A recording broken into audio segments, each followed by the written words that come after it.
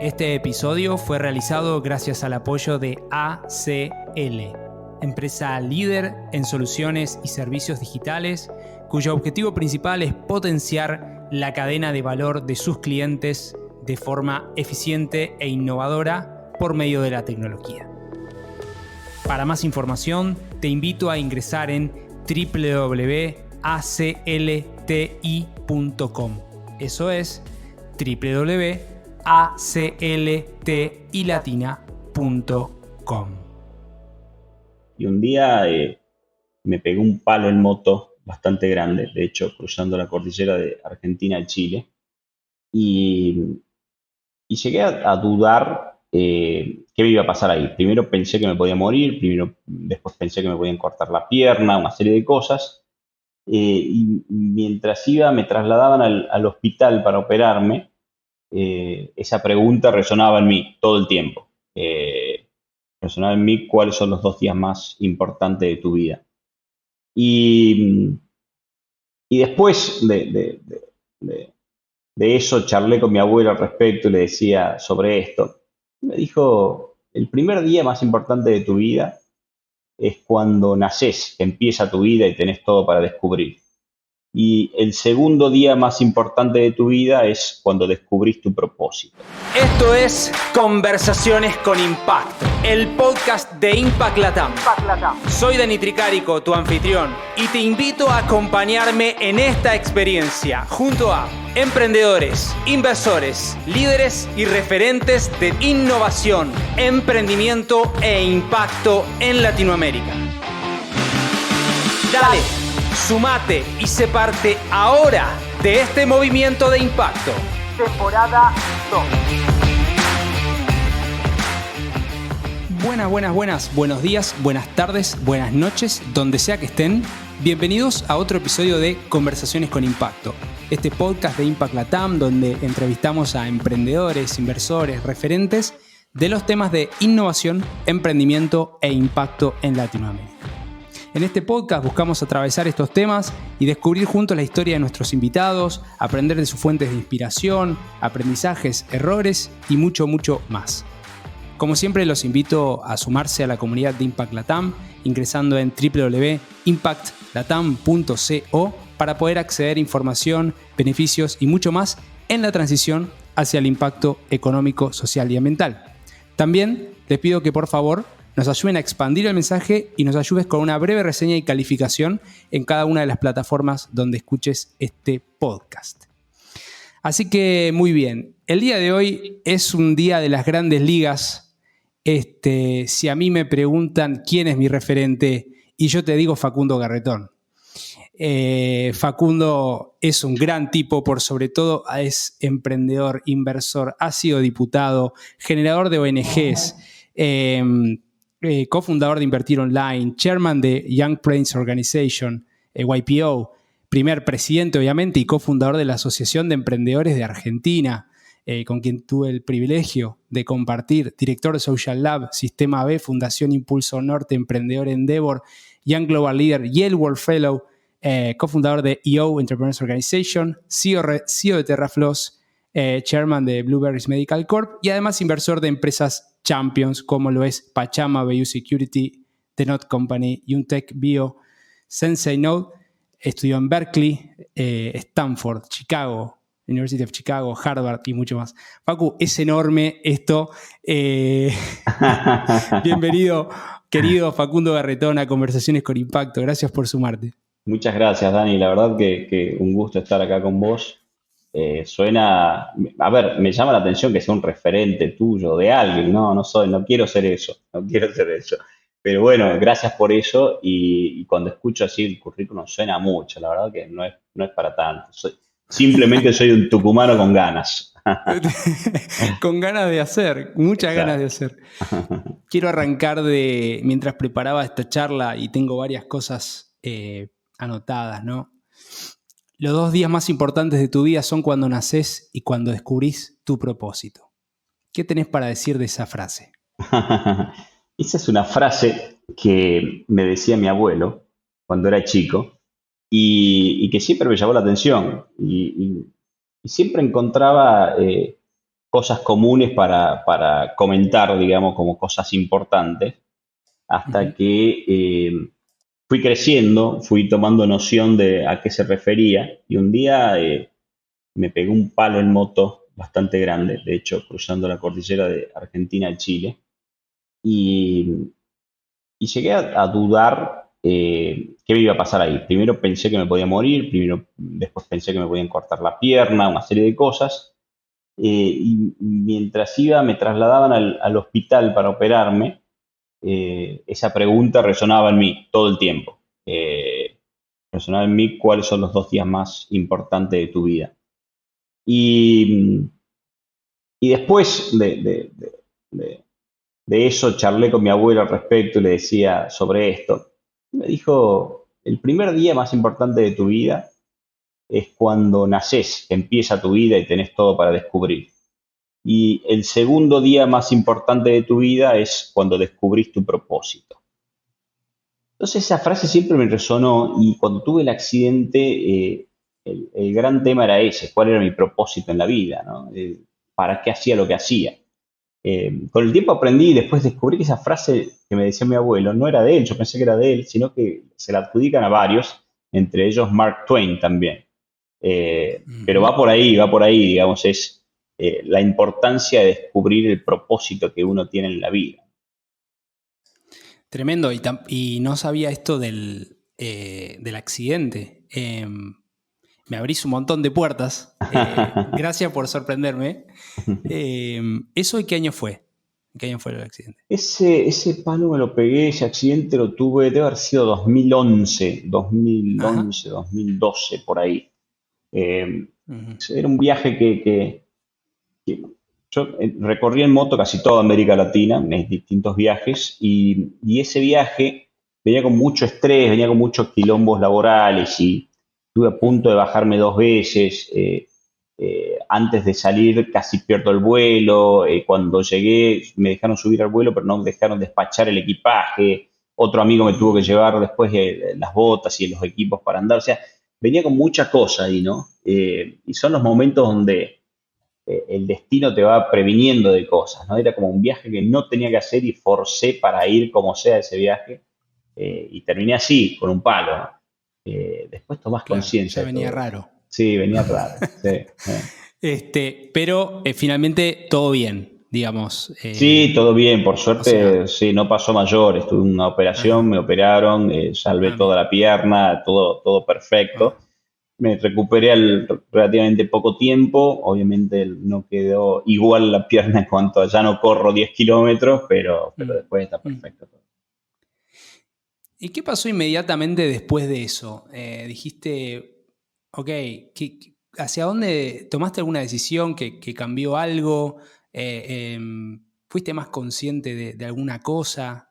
Sí, sí, en ese momento en la vida tengo como ciclos que van entre los 5 y 7 años, y generalmente esos ciclos siempre fueron hasta ese momento muy vinculados a motivaciones muy extrínsecas, ¿no?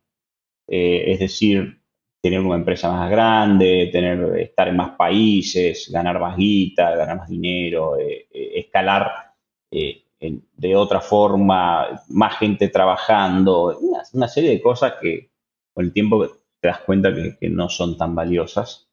Eh, y desde ese momento, cuando tuve esa situación, me empecé a replantear, digamos, de alguna u otra forma, cuáles eran mis motivaciones más intrínsecas y no las extrínsecas, ¿no? Y entonces eso lo relaciono justamente a esto del propósito y cómo empezar a buscar el propósito de uno.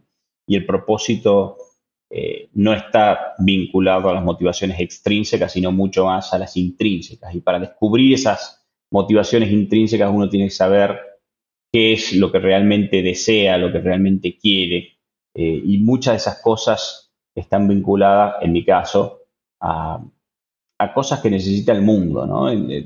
Esto que vos mencionabas del triple impacto, de buscar no solamente el impacto económico, sino impacto social y medioambiental.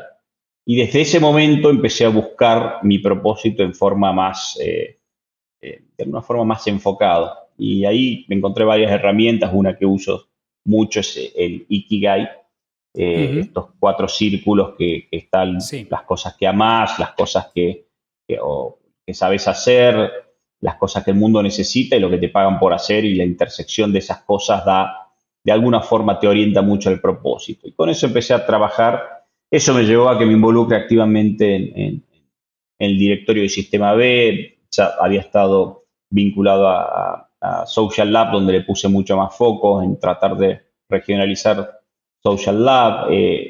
Me motivó a hacer cada vez más cosas vinculadas a motivaciones intrínsecas de alguna forma.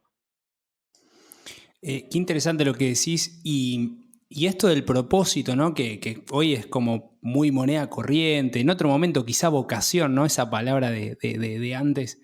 Eh, yo siempre cuando comparto acerca de del propósito decía o comparto que lo aprendí haciendo karate, ¿no? Ujú, Entonces, ujú. Japón nos dejó dos grandes cosas, el Ikigai y ciertamente el karate, ¿no?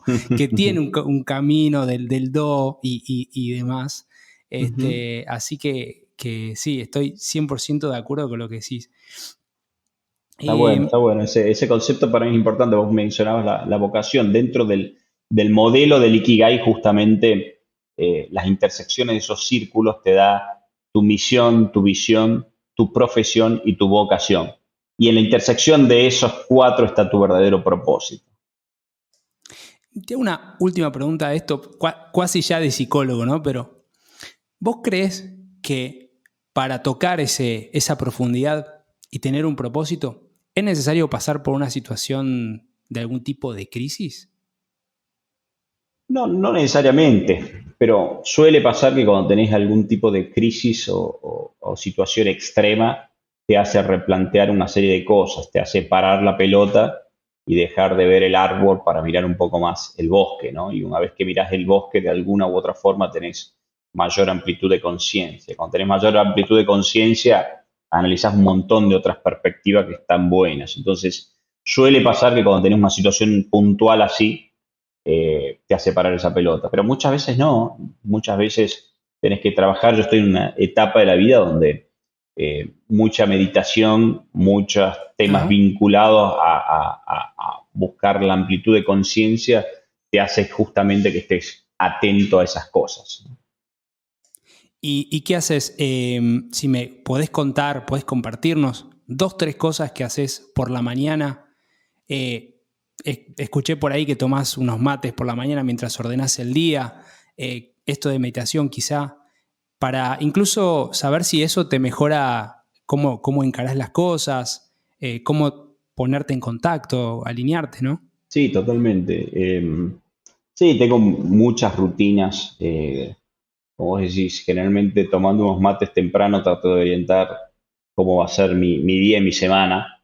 Eh, Trato de diferenciar lo urgente y lo importante.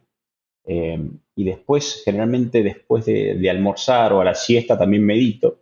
Suelo meditar Ajá.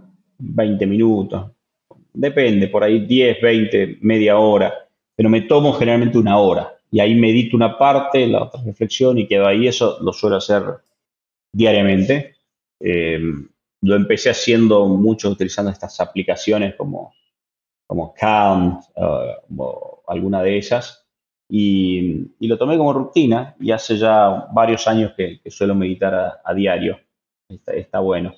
Eso como rutina diaria. Y después sí, cada tanto me gusta experimentar, por lo cual hice un montón de cosas, de ir a monasterios budistas Ajá. A ver. en Inle Lake, en Myanmar, y estar en silencio un buen tiempo, semanas, Mira. hasta experiencias chamánicas con guachuma o sustancias naturales que te llevan a otro tipo de niveles de conciencia, así que esas cosas cada tanto Ajá. lo suelo hacer. Y ese tipo de cosas, ya sea lo de una tarde de silencio, o unos días de silencio, o no sé si dijiste ayahuasca o alguna de esas Ujú. sustancias. Yo nunca las probé, por eso te pregunto, no sé si son una sustancia, no sé cómo es. Eh, ¿Qué crees que logran hacer? O sea, contame y contanos un poco la experiencia de eso. También, ¿qué sacás de esas instancias? A ver, lo que hace este tipo, hay distintas sustancias que tienen psicodélicos o un material psicoactivo que vienen de las plantas naturales. El ayahuasca es una de ellas. Después hay otra que se llama Huachuma o San Pedro, que viene de los Esa no, cactus no me salía. La que vos con, dijiste. con mescalina, quizás la más común. En Europa, por ejemplo, es la psilocibina, que viene de los hongos.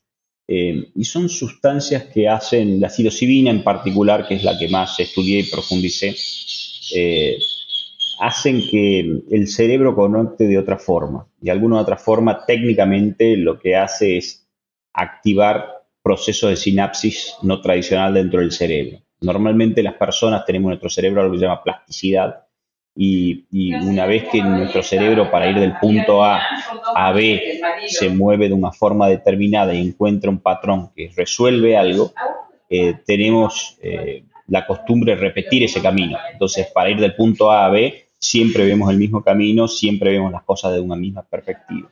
Lo que hace este tipo de sustancia es buscar caminos alternativos. Entonces, para ir del punto A al B, busca un montón de caminos alternativos, lo que hace que te veas el punto B desde un montón de perspectivas distintas. Entonces, da una amplitud de conciencia mucho más grande, mucho más atractiva. Ayuda mucho, se utiliza mucho. Ahora es un tema que se estuvo prohibido muchos años, ahora se empezó a investigar y se empezaron a encontrar y autorizar en varios países. En Holanda, de hecho, estoy involucrado en una empresa que hace eso en Holanda, donde es legal. En Estados Unidos, en varios estados de Estados Unidos ya está permitido el uso de psicoactivos de estas características psicodélicas. Para tratar ciertos temas funciona muy bien. Mirá, interesante, no sabía casi nada de eso y no sabía que estaba tan avanzado también el mundo. Si me permitís, me quiero mover hacia un espacio de intersección, ¿no? Algo que vos comentás es que estás trabajando en biotecnología o la intersección de tecnología y biología, un poquito tomando lo que veníamos hablando. ¿Qué pensás que hay de interesante ahí? Ya, creo que ahí va a haber un cambio significativo en los próximos años. Yo creo que, y ahí es donde me estoy enfocando, en la intersección de la tecnología y la naturaleza, la biología, como decías vos, principalmente en la producción de ingredientes activos. Los ingredientes activos básicamente son las sustancias, las moléculas que tienen las plantas adentro. Y para que tengas una idea, hoy el 70% de todos los medicamentos que existen en el planeta, 70% de todos los medicamentos vienen de ingredientes activos de plantas. Y solamente el 6% de las plantas han sido investigadas. Por lo cual hay un mundo gigante por descubrir en las plantas, que son organismos naturales que vienen evolucionando hace millones de años y es una fábrica de moléculas súper sofisticada que viene evolucionando en forma natural. Lo que está pasando ahora con la inteligencia artificial, principalmente la capacidad de procesamiento, los nuevos algoritmos y todo eso, está haciendo que se pueda procesar esa información de otra forma y se pueda manipular esa biología para acelerar su proceso evolutivo. Esto es un cambio de paradigma en varios aspectos, ¿no? En el sentido de que aparecen conceptos como biología sintética, agricultura celular o inteligencia artificial haciendo medicamentos programables para las personas, para la personalización, para encontrar la cura de alguna u otra forma, un montón de otros problemas. Yo creo que ahí se viene algo realmente importante, y creo que todavía no somos conscientes de lo que puede representar ese cambio. Y esto, biotecnología, si tuviésemos que englobarlo en un lugar, ¿es eso? ¿O cómo se le dice? Es una combinación. La biotecnología está muy enfocado a la manipulación, utilizando ciertas tecnologías, la manipulación biológica. Es un poquito, dentro de la biotecnología tenés como varios ámbitos y varios segmentos, pero se podría decir que sí, que está vinculado. Lo que pasa es que es como que hay ciertas cosas, es como me digan, no sé, la inteligencia artificial está vinculado a lo que se conoce como computación, y sí, como que está bajo, digamos, ¿no? Entonces, pero es algo que como pasó con la informática o con la computación, que hay mundos apartes que fueron evolucionando, con eso está pasando lo mismo, apareciendo nuevos conceptos. Esto principalmente es por un descubrimiento que hubo hace relativamente poco, que es la tecnología CRISPR, que permite la manipulación genética, y este tipo de tecnologías con datos hace que la biología pueda ser programable. Entonces deja de ser un proceso evolutivo natural como se conocía, sino que utilizando tecnología podés programar moléculas o plantas o animales para hacer algo totalmente distinto. Uh-huh. En su momento, en la universidad estaba este debate de la edición genética que hacían en China con CRISPR, ¿no? De bebés. No sé si lo has visto. Y se generaba un debate de si era evolutivo o no evolutivo. Y bueno, todo esto que naturalmente cuando hackeas ya digamos, lo material, lo humano, empieza a tener diferentes sabores, ¿no? Sí, sí, hay todo un capítulo de bioética justamente vinculado a eso, porque, a ver, si vos sabés que podés tener un hijo que va a tener problemas y podés manipular la genética para que tu hijo no tenga ese problema, creo que todos estamos de acuerdo que está bien eso. Después podés hacer que en ciertas personas, no sé, tenés un hijo y tenés la capacidad o la herramienta para decir, ok, quiero que mi hijo tenga, no sé, ojos claros o sea rubio. Y también podés aceptar ese tipo de cosas. Ahora bien, si ya empezás a decir, quiero que tenga características para que tenga un coeficiente intelectual más alto, sea más empático de tal forma, que tenga tal tamaño, bueno, ya empieza a ser cuestionable. ¿Por qué? Porque por varios factores, más allá de la bioética, hay temas más complejos que pueden estar relacionados. ¿Quiénes tienen acceso a esa tecnología? ¿Y cómo lo construís? ¿Quiénes manejan ese conocimiento? ¿Quiénes? Bueno, todo eso es un mundo aparte de altas discusiones. Totalmente. Estamos hablando con Facundo Garretón, emprendedor serial, gran referente de estos temas en Latinoamérica. Facu, me quiero mover un poco a lo que estás haciendo hoy desde tu rol en Blueberries, en Terrafloss. Contanos un poquito acerca de este mundo del cannabis. ¿Qué está pasando en Uruguay? ¿Qué está pasando en Latinoamérica con esto? ¿Hacia dónde va la cosa? Dale, a ver, todo esto empezó en el 2017, yo estaba en el Congreso y me tocó regular la industria del cannabis, viendo regulación comparable, legislación comparable, empecé a estudiar más sobre la planta, descubrí el mundo del cannabis como algo realmente grande. Ahí empecé a hacer mis primeros approach, mis primeras inversiones en este mundo del cannabis, y a descubrir mucho sobre no solamente esta planta, sino las plantas en general, cómo se producía, los distintos métodos de producción, de dónde salían las genéticas, cómo se manipulaba genéticamente una semilla para hacer un determinado tipo de planta que tenga mayor contenido de THC, CBD o alguno de los cientos de cannabinoides que tiene la planta de cannabis para hacer algún tipo de medicina, entender toda la cadena de valor productivo, desde la genética para hacer semillas, el proceso productivo para hacer crecer una planta, el proceso de cosecha, el proceso después de producción base de lo que es después de la cosecha, el trimado, el secado, hasta que eso va a una planta industrial de extracción de cannabinoides con tecnología CO2 supercrítico, hasta una vez que haces escalar esos cannabinoides, vas a manufactura para convertir eso en una píldora, en un aceite, en un parche, en una gota, en un caramelo, y después la comercialización de todo eso. Cuando entendés toda la cadena de este mundo de las plantas, dije, pará, esto podemos hacer otras plantas también, no solamente cannabis, y ahí empezamos a producir otro tipo de ingredientes activos de plantas. Cannabis es uno de ellos, pero estamos haciendo varios. Quizás el más popular es cannabis, pero estamos haciendo varios. Y después empezás a entender cómo se produce eso. El proceso, como decía antes, natural, haces una semilla, la plantás, una vez que crece esa planta, después sale una flor, después se cosecha esa flor, después va... Digo, pará, si hay formas alternativas que vienen creciendo para producir eso, ahí invertimos en 2 empresas con Terrafloss. Una se llama Calis Bio, que hace algo que se llama Cellular Agriculture, es decir, en vez de hacer toda la planta, agarra un pedacito de la planta, una hoja, la mete en un sustrato especial, se arma algo que se llama callogénesis, un callito, donde ahí está concentrado todos los ingredientes activos. Eso va a un bioreactor, donde después se extrae el ingrediente activo y nunca tuviste la planta, sino que salió de otra planta, de una clonación de esa planta, ¿no? Y sale todo el ingrediente activo, sale de ahí.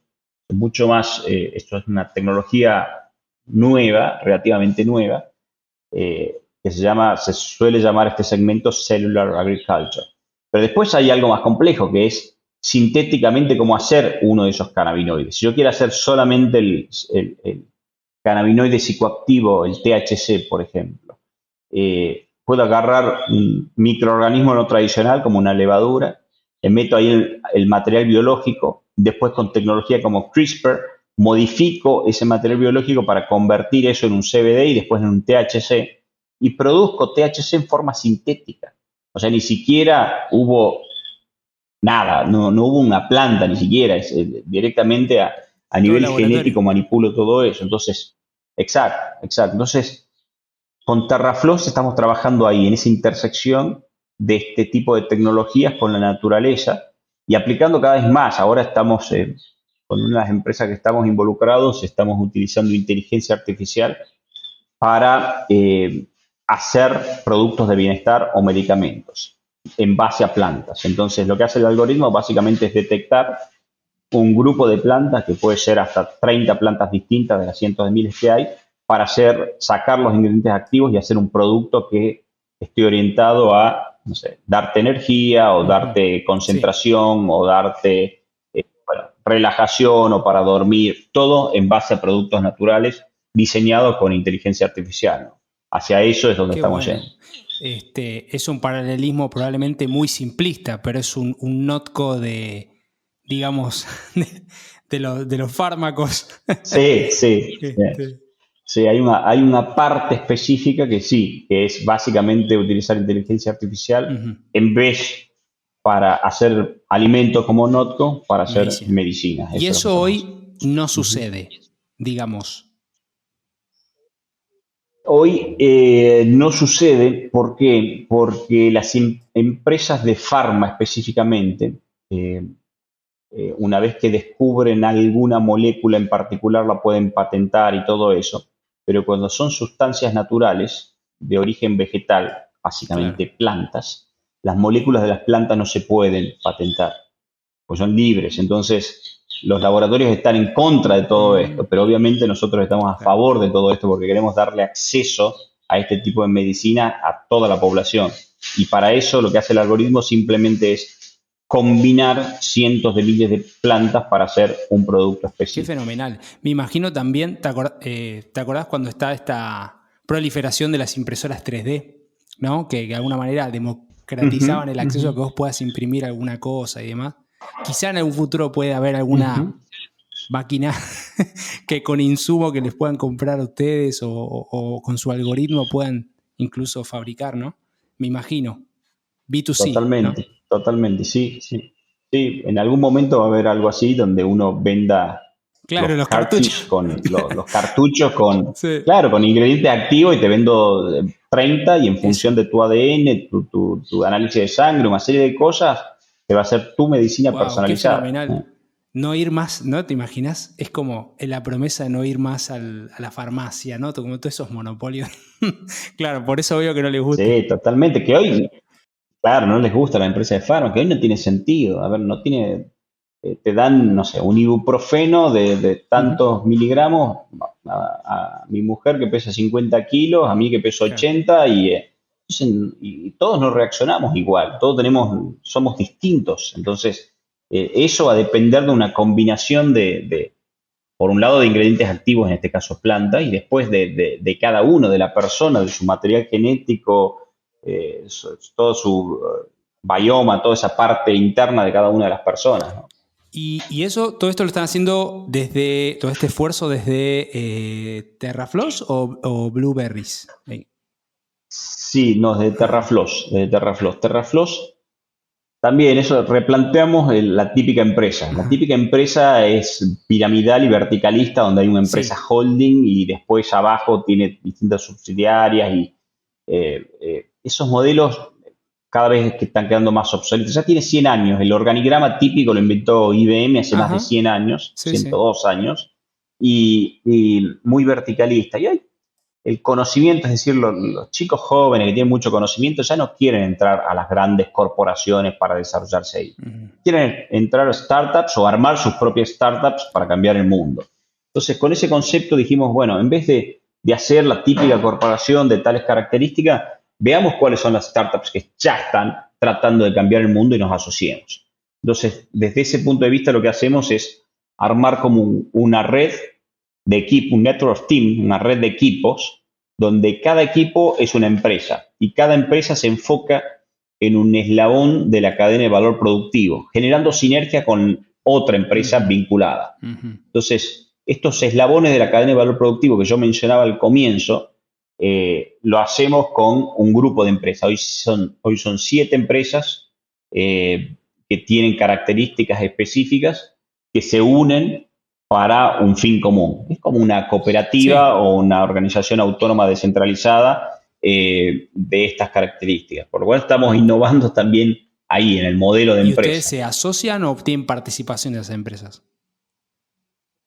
Sí, nosotros nos asociamos, primero invertimos en Directamente. las Ok. empresas, ¿no? O sea, Ok. tomamos, claro, directamente invertimos, ayudamos a validar el modelo, ayudamos a crecer cada una de estas empresas. Estas empresas tienen su autonomía en el sentido de que pueden vender o producir para terceros, no necesariamente para las empresas del grupo, pero sí tienen reglas entre ellas. Sí tienen ciertas reglas como prioridades a la hora de vender, de comprar y todo eso. Siempre se trata de generar sinergia con empresas del grupo. Y desde ese punto de vista, Terrafloss tiene participación de todas las empresas estas, pero a su vez los founders de esas Sí. empresas, varias de ellas, yo también soy Mira. founder, eh, tienen participación de Ah, ok. Terrafloss. Ok. Entonces es como que están cruzadas las Mm. facciones. Interesante. Termina siendo como una también cuasi aceleradora, incubadora, fondo, pero que después, sí, tipo cooperativa. Interesante.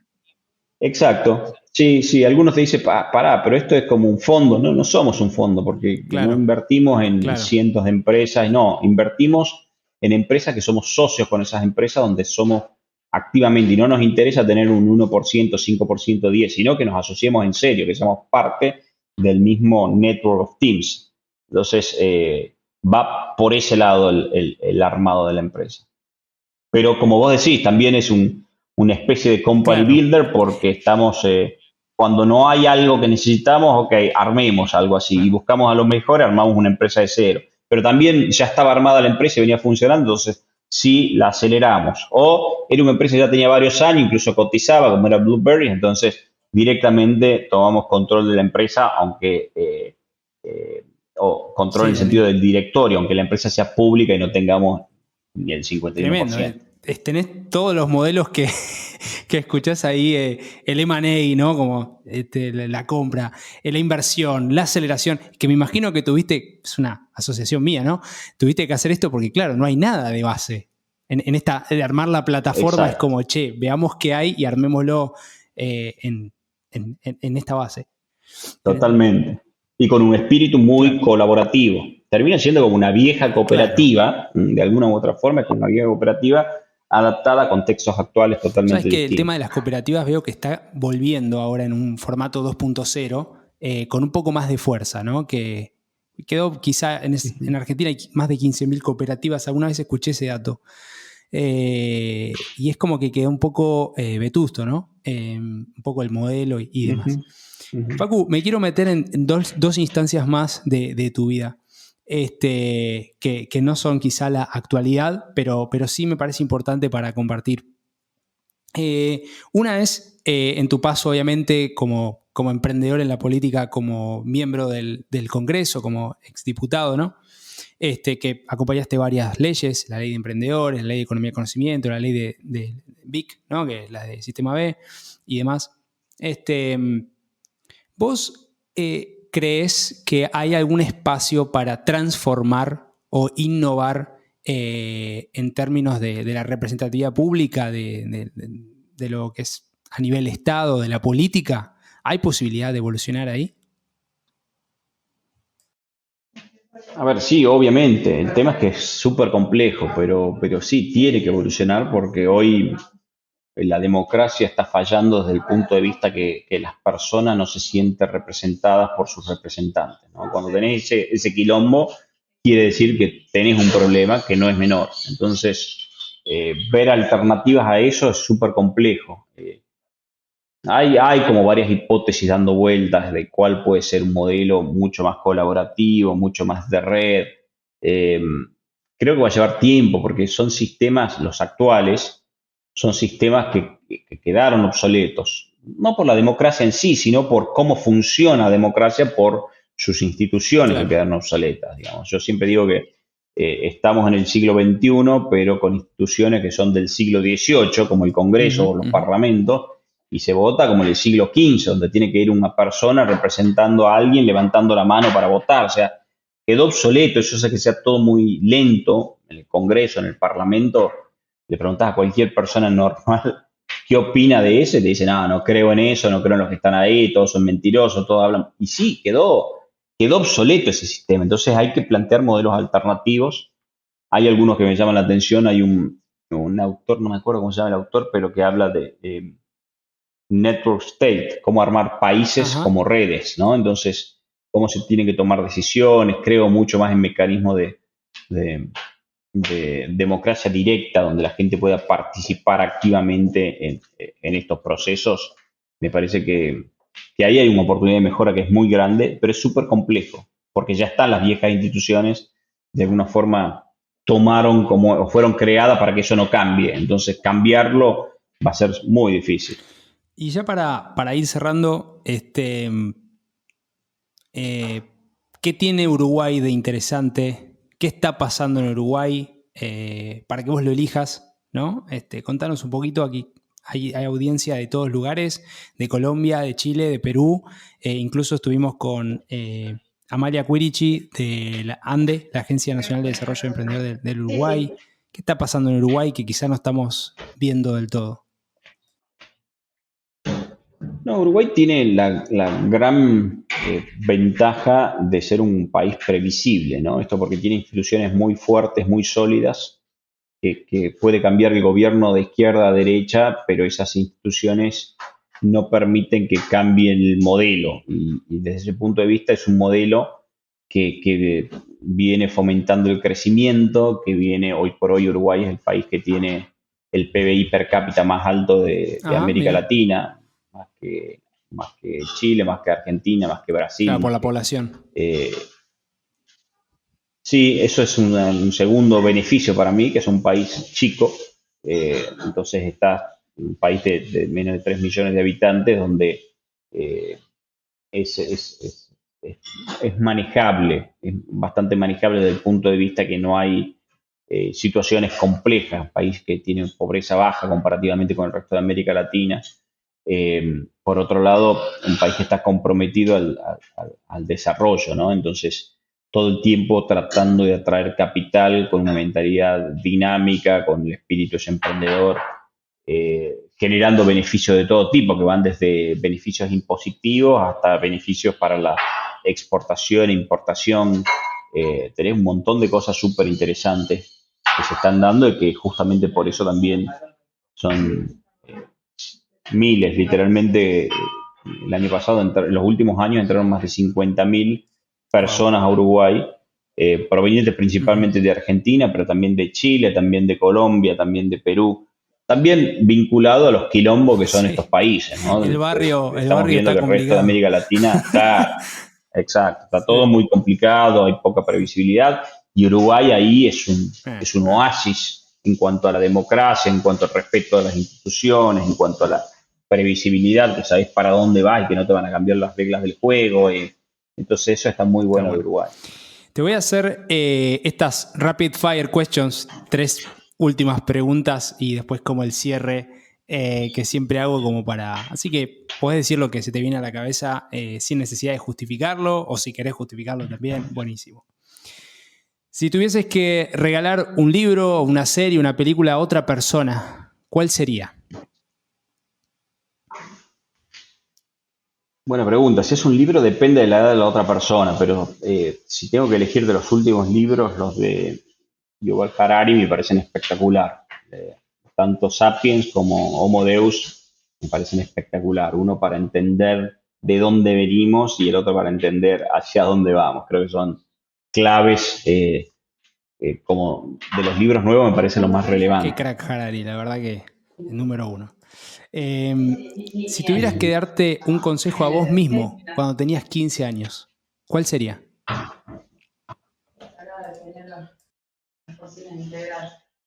Cuando tenía 15 años, habría que estar en ese momento. No me acuerdo O cómo cuando estaba era cuando tenía otra 15 edad más años. joven, ¿qué te hubieses dicho? Quizá alguna frase, quizá la misma frase que arrancamos de... No, quizás, sí, quizás yo siempre fui muy ambicioso, lo cual está bien ser ambicioso. Muy ambicioso también está muy bien. Sin embargo, medir dónde poner esa ambición, esto que decía al comienzo de qué realmente me motiva, y no dejarse engañar por esas motivaciones que por ahí son alucinaciones, ¿no? Que te la pone el contexto, de decir, hay que ir por acá, hay que ir por esto, cuando realmente no es por ahí, ¿no? Entonces, diferenciar bien eso, los objetivos de los deseos. Y los deseos es lo que uno tiene muy profundo adentro de uno. Y por ahí los objetivos te lo pone el contexto, la sociedad, la familia y nada, seguir eso, tratar de seguir lo que uno desea profundamente. Y por último, ¿cuál es el futuro de Terrafloss próximos 5 años? ¿Cómo lo ves? ¿Qué se viene? 5 años. O 2, no sé. Nosotros los próximos, este año pretendemos entrar al B2C con productos propios, eh, basados en inteligencia artificial. Eso este año. El año que viene, la idea es consolidar en el 2024 este grupo de empresas, eh, cada vez más metiendo más guita en investigación y desarrollo. Imagino en 3 o 4 años, una vez consolidado, esto no sé si salir a Claro, cotizar, claro. cotizar en la bolsa, que esto puede ser de distintas formas. Una puede ser como una de las empresas nuestras públicas, que es Blueberries, y podemos hacer algo que se llama RTO, Reverse Takeover, donde se ponen todos los activos de Terraflow adentro de Blueberries, se le cambia el nombre a Blueberries y queda como Terraflow y queda cotizando todo el grupo a una valoración No, obviamente nunca más lo había alta. escuchado, el reverse takeover. Ok. Esa, Sí, RTO es un producto que se suele hacer mucho en Canadá sobre todo, así que puede ser esa una opción. La otra opción es a través de un Sí, SPAC. el SPAC. O sea, los SPAC levantan dinero, salen a cotizar y buscan empresas de estas características para tener sustancia y crecimiento. Pero eso desde el punto de vista financiero, por decirlo, ¿no? En el fondo lo que queremos crear son productos en base a la naturaleza que generen bienestar en las personas y de alguna forma que ese proceso de creación sea sustentable, ¿no? Es decir, que esté alineado a una serie de valores e intereses. Todas estas empresas que estamos involucrados son B o están certificadas o están en proceso para eso, pero de alguna forma eso, ser una empresa muy consciente desde ese punto de vista, orientada al bienestar de las personas, pero también generando bienestar adentro de sí misma, ¿no? Fenomenal, Facu, querido. Creo que es un buen espacio para ir cerrando esta hermosa charla. Eh, ¿Algo más para que quieras compartir antes de cerrar? ¿Alguna frase, algo?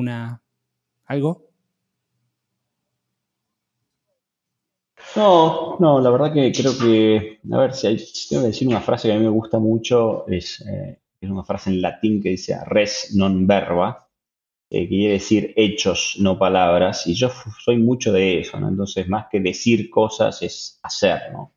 Y eso creo que te termina de validar, no quedar en eso de muchos emprendedores se quedan en eso, en decir, en decir, en decir y les cuesta ejecutar y hacer.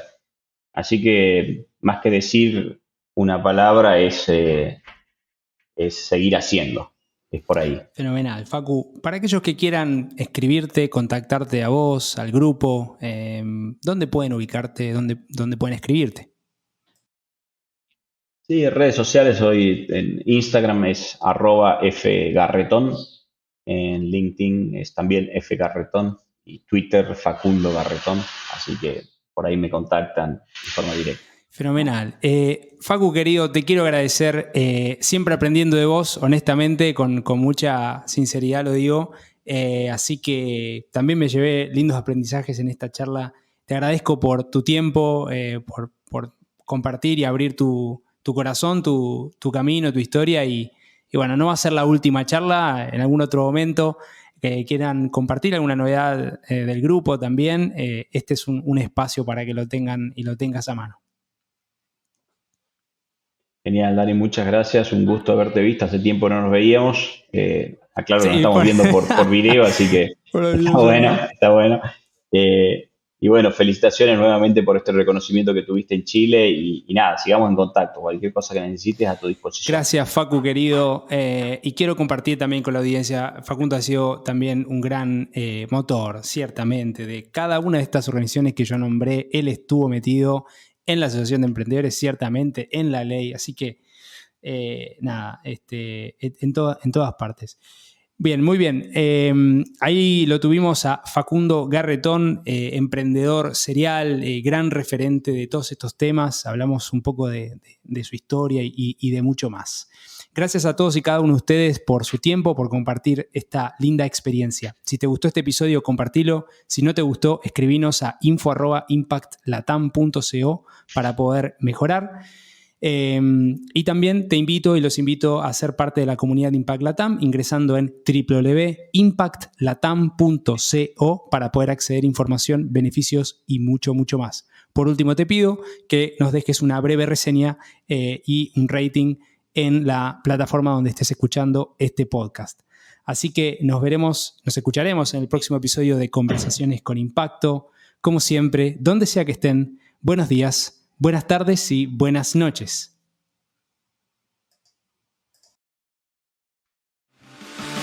Muchas gracias por sumarte a este nuevo capítulo de Conversaciones con Impacto. Te invito a sumarte a esta comunidad de hacedores que está cambiando el mundo. Ingresá ahora en www.impactlatam.co. Sumate y sé parte ahora de este cambio. www.impactlatam.co